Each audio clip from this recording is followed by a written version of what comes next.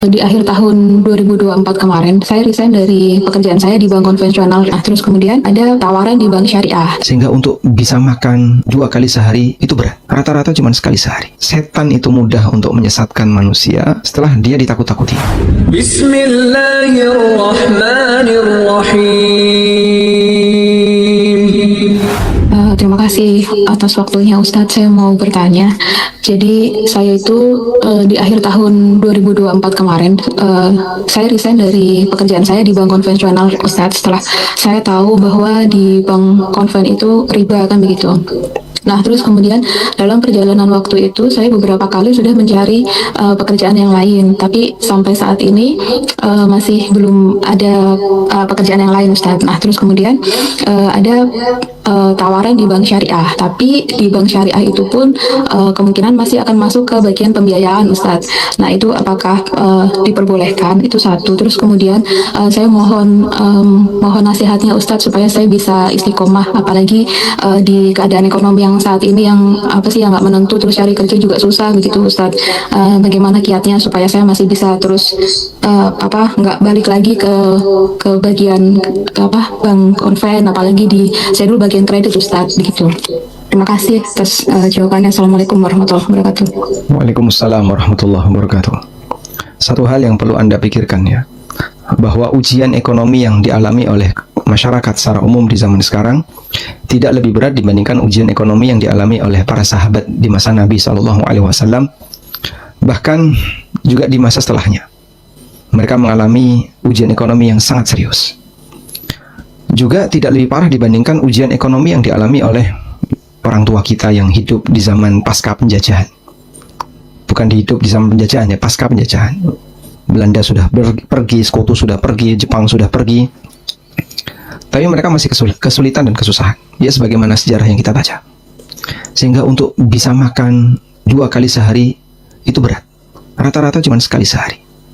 Dan dulu di zaman Nabi SAW, makan itu rata-rata sekali sehari. Bisa makan 2 kali itu kemewahan dulu. Jadi kondisi ekonomi yang mungkin bagi orang zaman sekarang menakutkan, mereka masih bisa makan 3 kali. Ya, mungkin ketakutannya adalah terus nanti gimana. Karena ketakutan yang berlebihan seperti itulah sampai membuat orang jadi nekat mengambil yang haram. Dan setan itu mudah untuk menyesatkan manusia setelah dia ditakut-takuti. Maka Allah Subhanahu wa taala mengatakan, "Innasyaitana ya'idukumul faqra wa ya'murukum bil fahsya." Setan menjanjikan kalian dengan kefakiran. Orang dibuat takut miskin. Wa ya'murukum bil fahsya, lalu menyuruh kalian untuk melakukan tindakan kekejian. Sehingga setelah ditakut-takuti, gampang bagi setan untuk mengajak manusia berbuat jahat. Karena itu, jangan sampai karena rasa takut nggak kebagian rizki. Karena itu tidak mungkin. Orang kok nggak kebagian rizki itu tidak mungkin. Semua akan dikasih jatah rizki oleh Allah. Jangan takut karena kekhawatiran kita terhadap masalah rizki sampai membuat kita jadi mengambil sesuatu yang dilarang.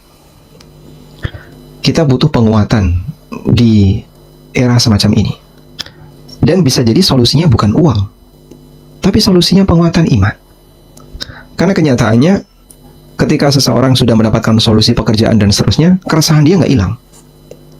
Karena itu, kita sampaikan kepada kaum muslimin sekalian. Para dai yang bicara tentang masalah agama dalam situasi seperti ini, bukan dalam rangka untuk memperkeruh keadaan. Bukan dalam rangka untuk membela pemerintah. Kita nggak punya kepentingan apapun dengan politik di negeri ini. Tapi kita sampaikan untuk tenang dan jangan panik. Karena panik itu bahaya. Dan sudah lama kita sering mendengarkan kajian tentang masalah sabar terhadap masalah rizki. Apakah itu hanya berlaku dalam kondisi ketika kita nyaman? Tema tentang sabar ketika ujian ekonomi, sabar ketika ujian rizki, Ustadz sampaikan ketika kondisi normal. Kalau kondisi nggak kayak gini, nggak normal seperti ini, jangan menyampaikan itu. Apakah kayak gitu? Justru sekarang sangat dibutuhkan. Cuman terkadang orang suudzonnya berlebihan. Sehingga seolah-olah nasihat tentang masalah sabar terhadap ujian rezeki itu dianggap anteknya pemerintah. Kita ada hubungan apa? Kita nggak punya speser pun kaitan dengan itu. Cuman apakah dengan orang ribut di medsos akan bisa mengubah suasana ekonomi? Kenyataannya tidak. Yang merasakan mahalnya BBM, kenaikan harga A, kenaikan harga B, para asatidzah, para dai juga turut merasakannya.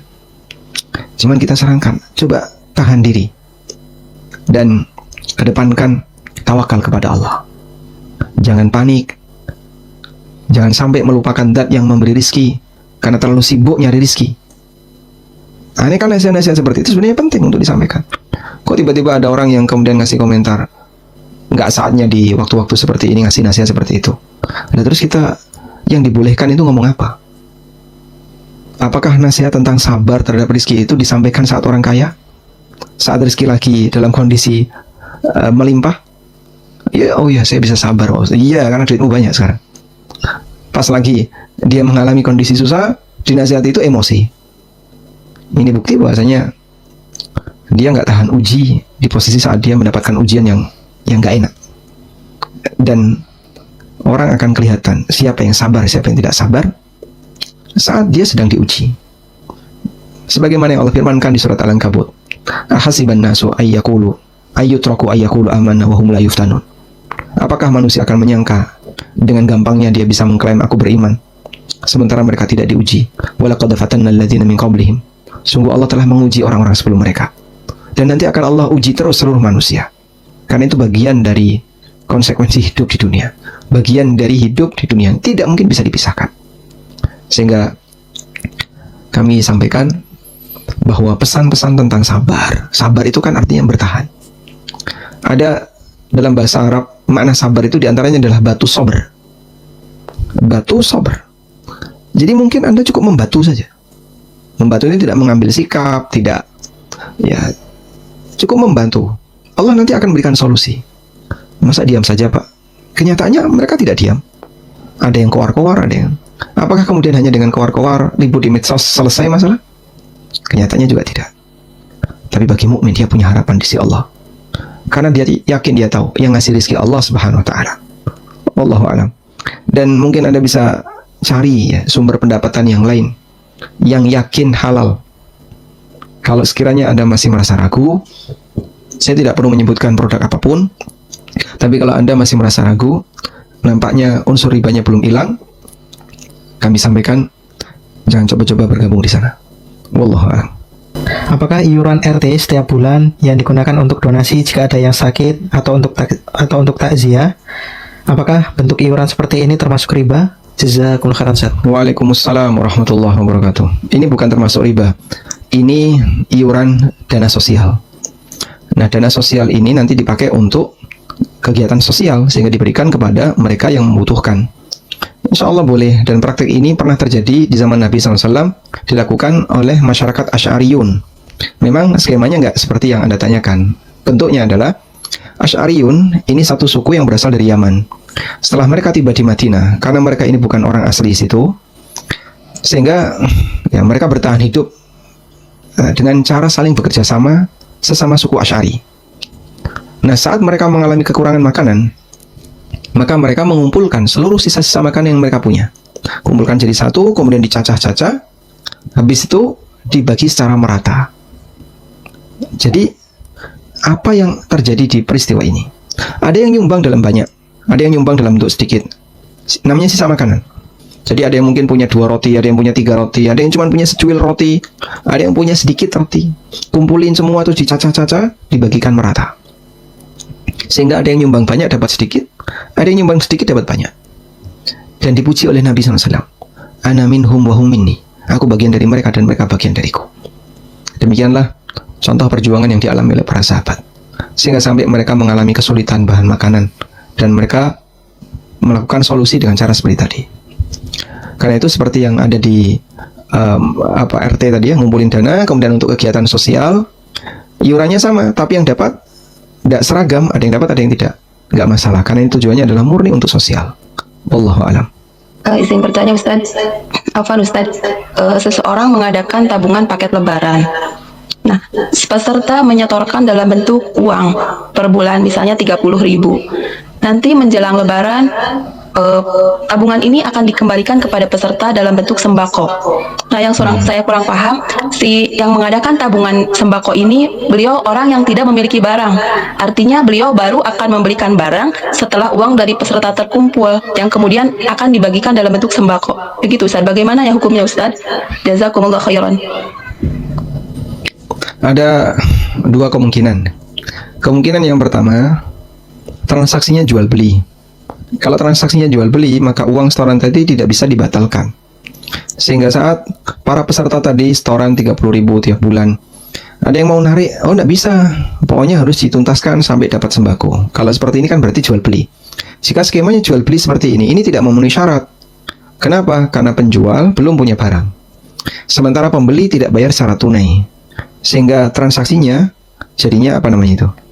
Kali bil kali. Sudah terjadi akad, buktinya adalah mengikat, kemudian konsumen belum bayar tunai, sementara penjual belum punya barang. Model seperti ini namanya kali bil kali. Skema yang kedua, skemanya adalah wadiah, titip. Sehingga para peserta yang iuran 30.000 tadi statusnya titip duit, lalu akan dikonversi ke sembako saat menjelang lebaran. Karena statusnya titip, berarti konsekuensinya boleh ditarik kapanpun. Boleh ditarik kapanpun. Artinya, saya nggak jadi kapanpun silahkan. Kalau seperti itu, boleh. Maka mungkin Anda bisa tanyakan kepada Bu RT atau siapapun, ini kira-kira kalau ditarik kapanpun bisa nggak? Kalau misalnya saya lagi butuh, saya nggak jadi beli sembako. Kalau beliau bilang, oh nggak apa-apa, ini cuma kita kumpulin dulu, kolek dulu, terus nanti baru dibelikan sembako. Kalau seperti itu, insya Allah tidak masalah. Berarti kan saat setoran itu belum akad.